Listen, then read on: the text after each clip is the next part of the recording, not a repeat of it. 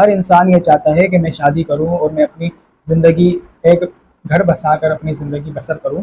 لیکن مسئلہ یہ ہے کہ ہمارے معاشرے میں جو حالات ہیں، جو ہمارے ملک کے حالات ہیں، جو مہنگائی ہے، بے روزگاری ہے،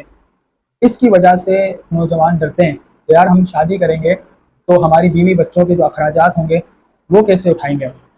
تو اللہ تبارک و تعالیٰ نے جو ہے رزق کا وعدہ اس نے لیا ہوا ہے، تو جو نوجوان اتنا کما لیتے ہیں کہ وہ اپنی بیوی کا نان نفقہ اٹھا سکتے ہیں،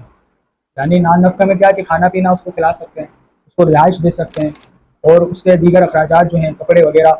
وہ اٹھا سکتے ہیں، تو ایسا نوجوان بالکل نکاح کرے، کیوں نہیں کرنا۔ اب نکاح کی مختلف صورتیں ہیں۔ نکاح کی پہلی صورت یہ ہے کہ جب حالت اعتدال ہو، یعنی انسان کو غلبہ نہ ہو شہوت کا، تو اس وقت نکاح کرنا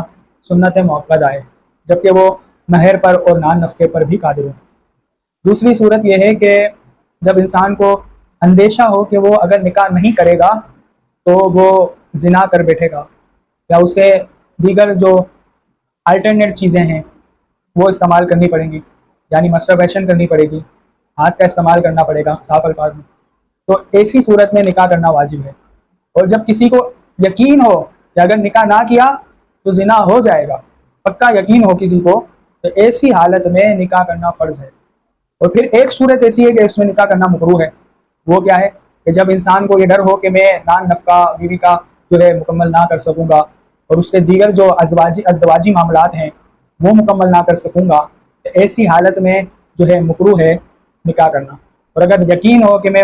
بیوی کے کوئی حقوق پورے نہیں کر سکوں گا، اس بات کا یقین ہے، تو ایسی حالت میں نکاح کرنا حرام ہے۔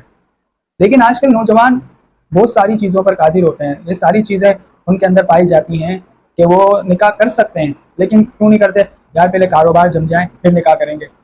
یار پہلے پڑھائی پوری ہو جائے پھر نکاح کریں گے۔ بھائی آپ نکاح کریں، نکاح کی برکت سے آپ کے سارے ادھورے کام پورے ہو جائیں گے، اللہ نے چاہا تو۔ کیونکہ جو آپ کے گھر میں جو آپ کی بیوی آئے گی نا، وہ اپنا نصیب اپنے ساتھ لے کر آئے گی، اور پھر جو اولاد ہوگی وہ بھی اپنا نصیب اپنے ساتھ لے کر آئے گی، لیکن شرط یہ ہے کہ محنت آپ نے کرنی پڑے گی۔ یوں نہیں کہ آپ جو ہے بیٹھ جائیں گھر پر حرامی کرنے لگ جائیں